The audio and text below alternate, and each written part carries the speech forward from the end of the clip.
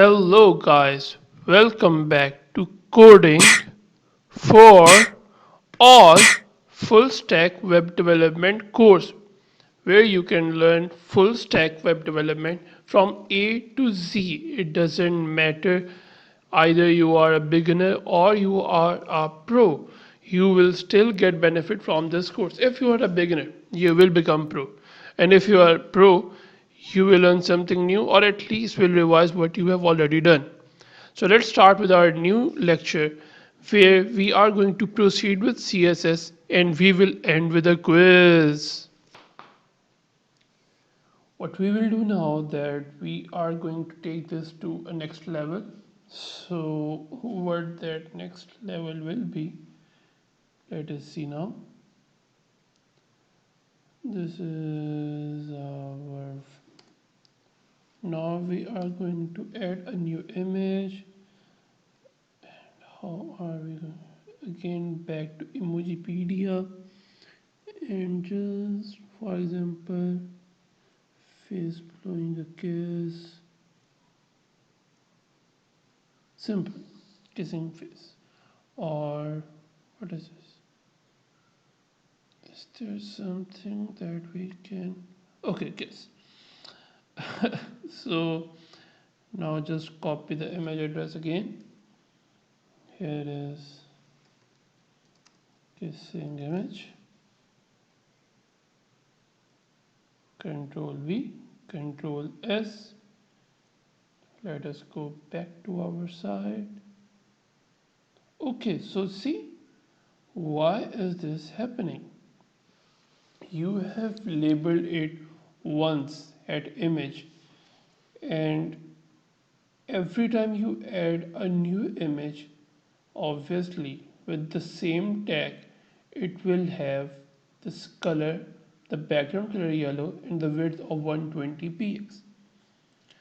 What if you want each image to have a different color? And that will be the moment when you will be introduced with the new thing, a new skill that is named as class. Now we are going to make class through which we can, you can say, do whatever we want with the class separately. For example, for this reason you are going to go for that element space and you will class smile class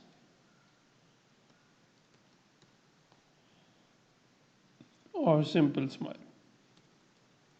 smile, and this might be the class of kiss, Control S. Now we are going to go to the style.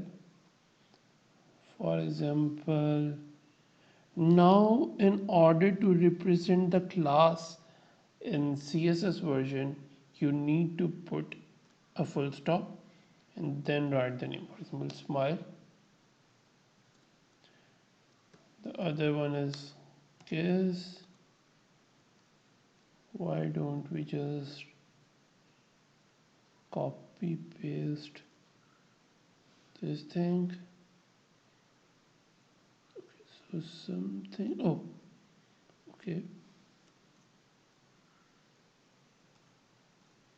that's better. Now we can change its color to, you can say, red. The reason is that no kiss. It's a COVID situation and we need to have social distancing, so no kiss. That is why it's red in color. So refresh, you see, now you can do anything you want by making a separate class, and that will allow you to deal with each class separately, whatever you want to do. Okay, so now wrapping up our lectures, the summary is that this time we covered CSS, that what is CSS, why do we need it, the types of CSS, inline, internal, external CSS, why do we use each type, the order of importance, Yes, we have even asked the question, and I hope that you will be responding to the answer correctly. And even if not, it doesn't matter. We are going to learn by our mistakes, obviously. Then we looked at how we can debug any error in the CSS by using the developer tools. Then we studied the anatomy of CSS. That is really important, because if your anatomy is not correct, if the structure isn't correct, then it won't take any action. And at last we went for the classes and selectors, which led to differentiate our images. As we looked here, that we changed the background of our image. And at last